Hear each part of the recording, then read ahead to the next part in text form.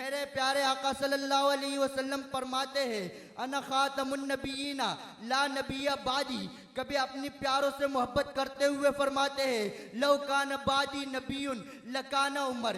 कभी हजरत अली रजी अल्लाह ताला अन्हु को मुखातब करके फरमाते हैं कि तुझे मेरे साथ वही हैसियत हासिल है जो मूसा अलैहिस्सलाम के साथ हारून की थी। लेकिन याद रखना ला नबी बादी शमअ रिसालत के परवानों इस बात पर बरमना ऐलान करेंगे जिस तरह 1400 साल पहले सहाबा कराम ने खातमुन नबीयीन की जंग यमामा में 1200 जानों की शहादत देकर यह बता दिया कि जाने तो जा सकती है मगर खत्म नबूवत पर समझौता नहीं हो सकता।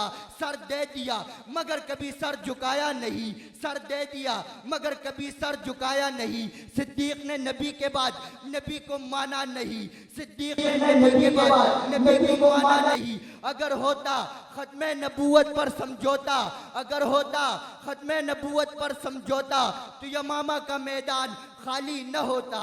व आखिरु दावाना अनिल हम्दुलिल्लाहि रब्बिल आलमीन।